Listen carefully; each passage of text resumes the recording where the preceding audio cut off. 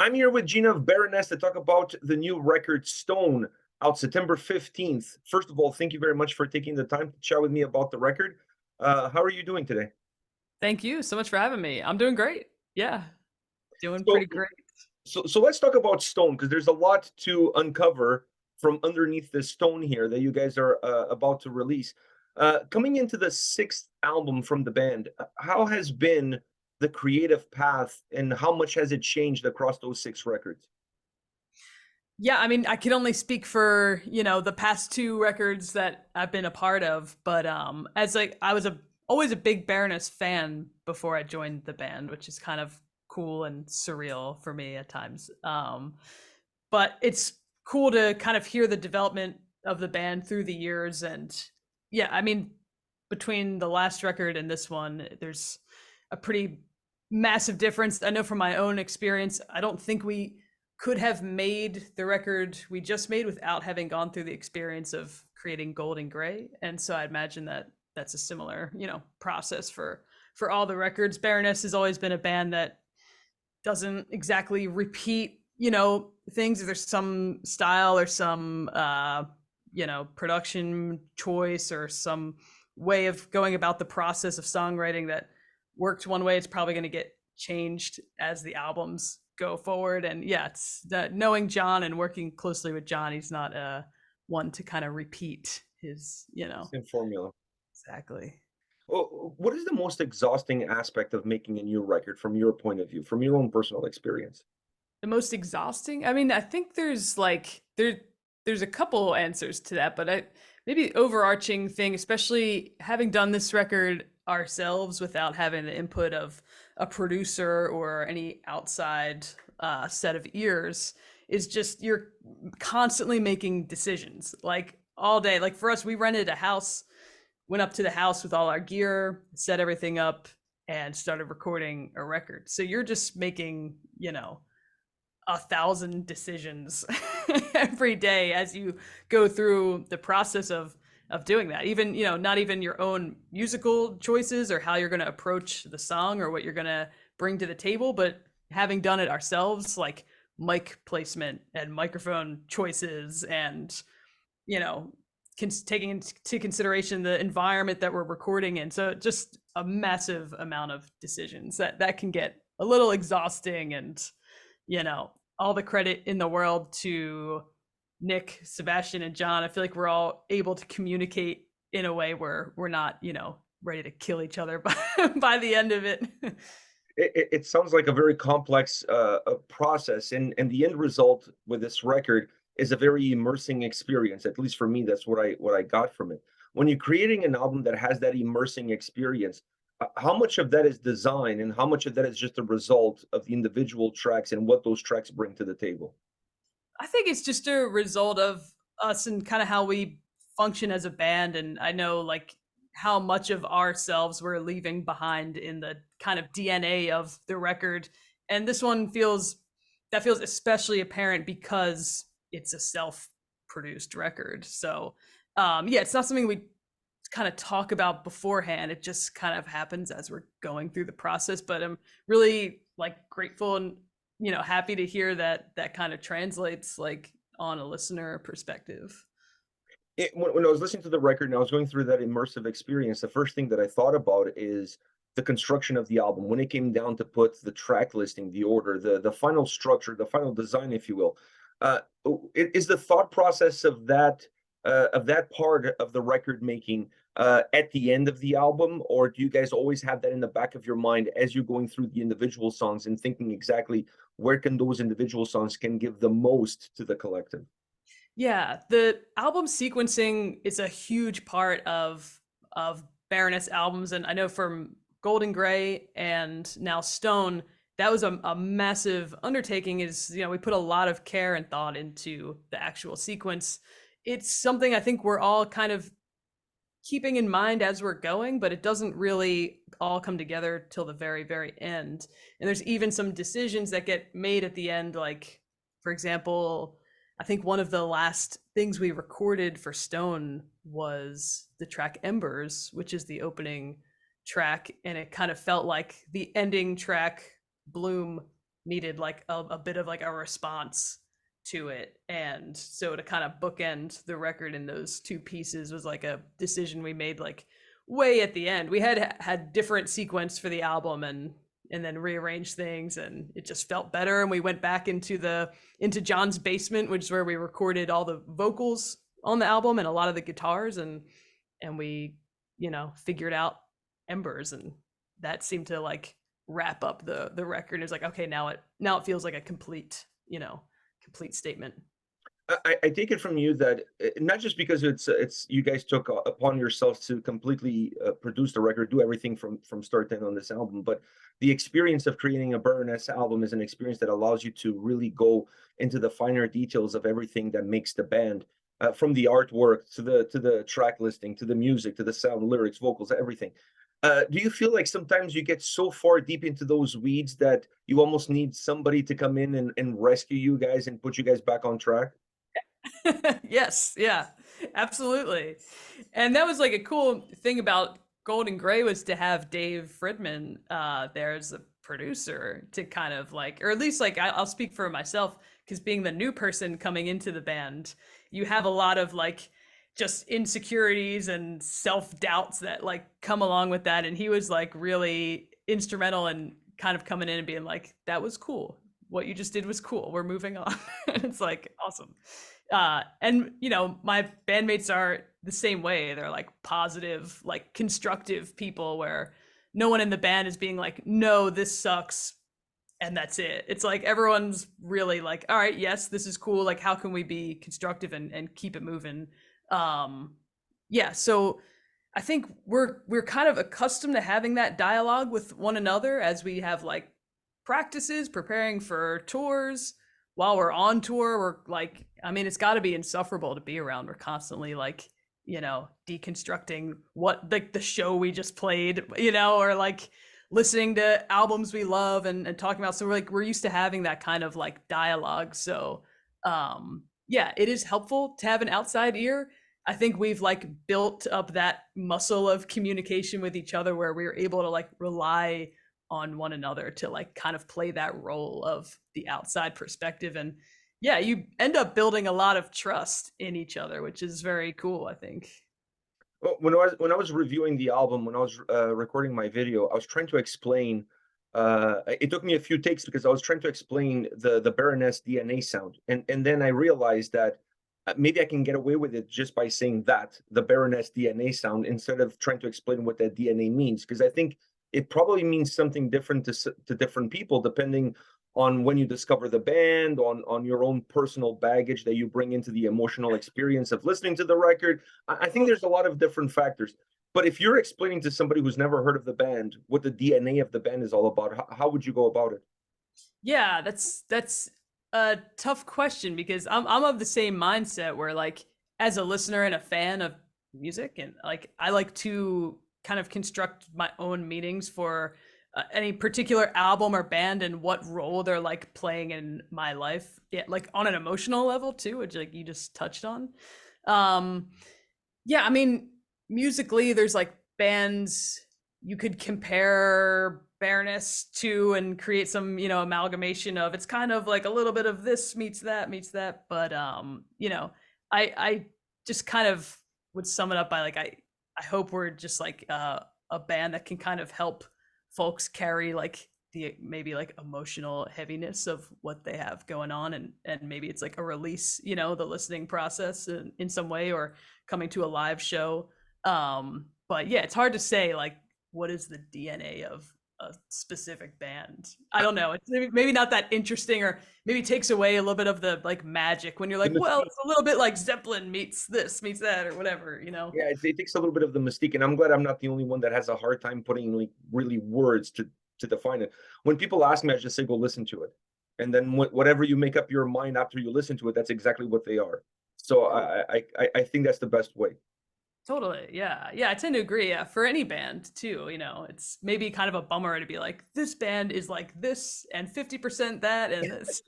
I just find that whenever somebody tells me that this band sounds like something else, I always say two things. One, if I want to listen to that something else, I'll just go listen to that instead of listening to that band. And two, it sets a certain level of expectations that most often than not actually take away from the experience of discovering that new band, because you come in with a predefined idea of what it is that you're going to be listening to. And it ruins the experience of discovering a band and making up your own mind. We talk about that a lot. Sebastian uses the word like poison. Like if we're like, if I have a riff or he has like a beat and he's like gonna compare it to like what song it's maybe inspired by, he'll be like, oh, I don't want to like poison your opinion of it, because it's like, you know, to him he's like, I think it sounds like this thing, but you might hear something completely different and then take that and run with it. And yeah, so I totally agree. Do you see this album as being perhaps a little bit more guitar centric, guitar driven, guitar focused consistently from beginning to end when you compare it to, for example, the previous album? I think it's like a little more like guitar forward in its presentation. Like upon the first listen, it's like this is a very much a guitar album. However, I think Golden Gray was like an insanely dense guitar album in its own way. It was just kind of a different approach as far as like textures and layers and things like that. So I think this one like maybe presents more guitar driven on like the initial you know, first impression, but I don't know, I think Baroness is such a guitar band.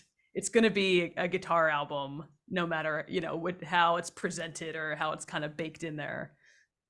And for you, does that give you extra freedom to be creative, to try different things, to go in different avenues with your sound and what you're trying to bring to a specific album when you have that baseline of being guitar focused, but at the same time not having the restraints of always having to sound a specific way?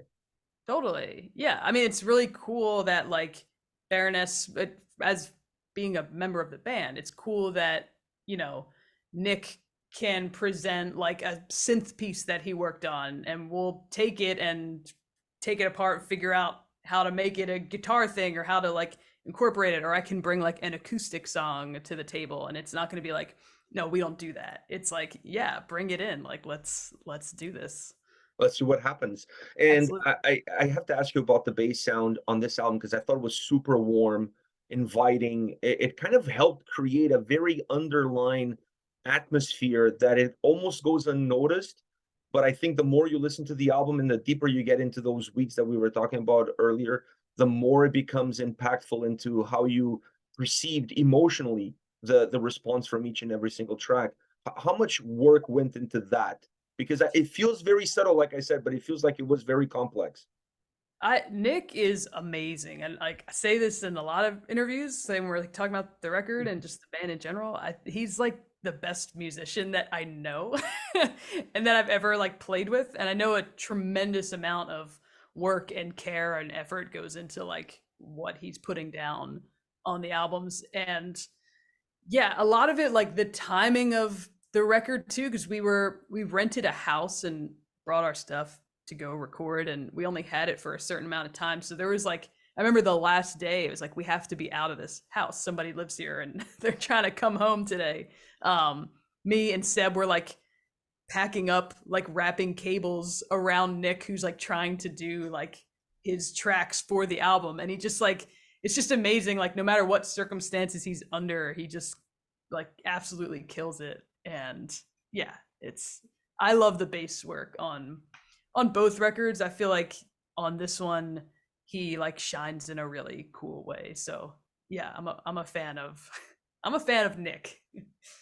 So am I, and I thought he had such a subtle but important impact into how this album comes across. For a minute there, I thought you were going to see you recorded the tracks while driving away from the house Yeah, see ya. Yeah.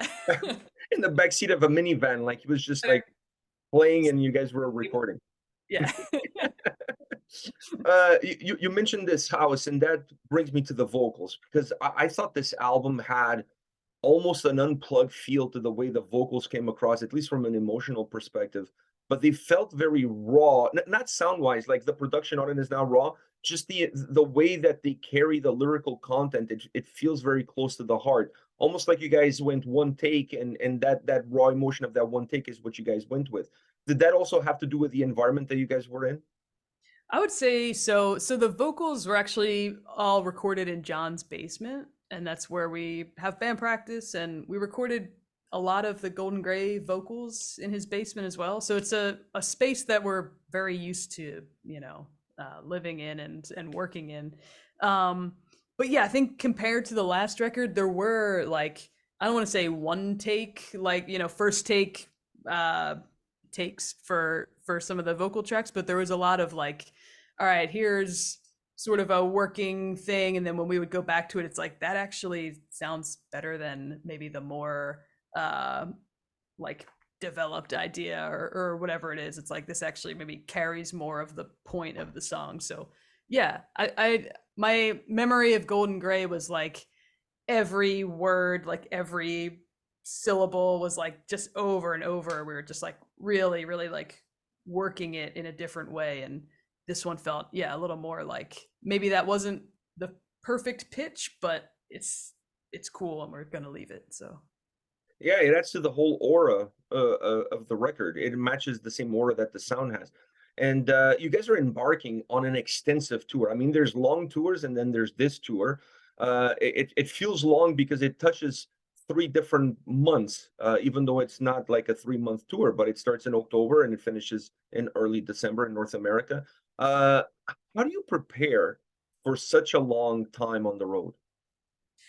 yeah, I mean, like musically is that's kind of like the fun part, and I don't want to say that it's easy, but it's just natural, and that's that's just what we do.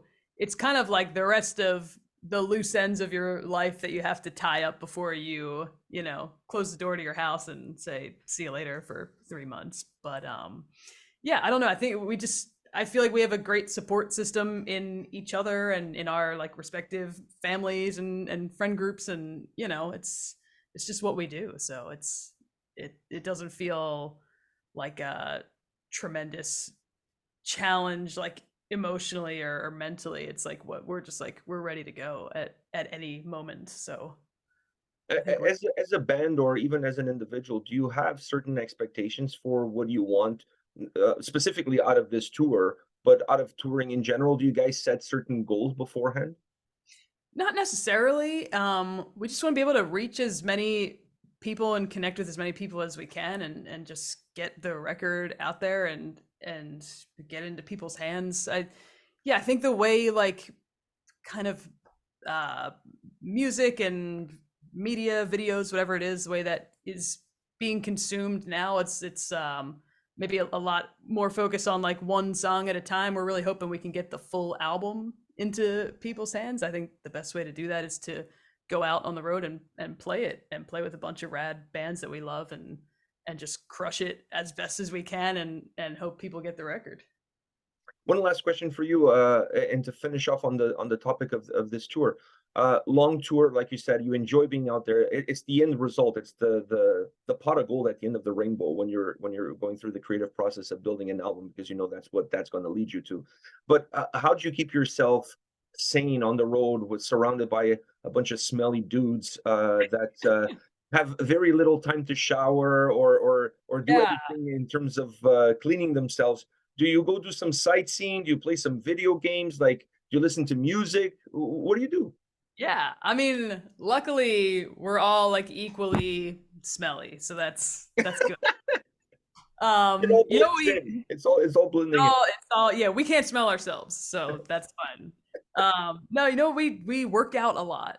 Like me and John go running if we're in a town that we've never been to before, or even places we have been to many times. We'll just go and run 5-6 miles and just see a little different part of the area that we're in. That's not just the venue and the surrounding couple blocks of the club, and that's just like a really constructive way to pass the time, feel good about your health, and to see some new places. And then yeah, all four of us, like, we bring like weights and stuff on tour. We put a weight bench in our trailer and we'll just kind of set up in a parking lot and just like work out. Like that's really like how we pass the time. And then you hang out, you meet the other bands you're touring with and see what they got going on, watch their set, and yeah, it's but yeah, I think working out is like I think the most constructive like way that we kind of pass the time. I think you guys need to do something that a lot of bands, I mean, a lot of bands are doing tour vlogs these days in order to stay connected with fans and create social Totally. media content, which is something I know all about. So maybe what you guys need to do some exercise, Baroness exercise vlog videos while on tour.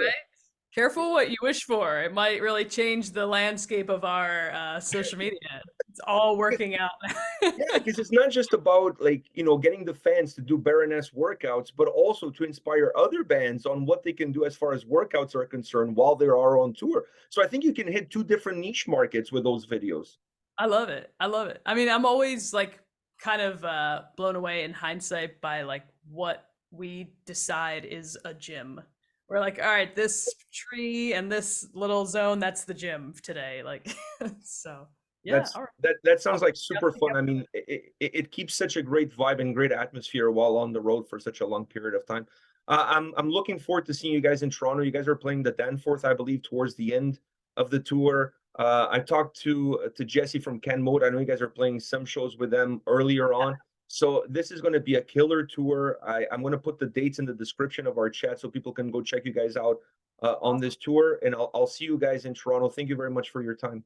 Thank you so much. Yeah, look forward to seeing you. We'll have to say hi once I once will. I will. I'll come and say hi. Maybe not at the gym, whatever that gym is. yeah, come to the But I'm not gym. gonna lie to you. I will look around the venue to see if I find the gym. I'm not We'll gonna lie. find yeah. Awesome. I'll definitely. Maybe I'll do my own vlog, which is looking for Baroness Gym in Toronto. So, like, Love maybe it. that's what I need to do. We'll be there. All Yeah. right. See you in Toronto. Take care. Nice to meet you. See you later.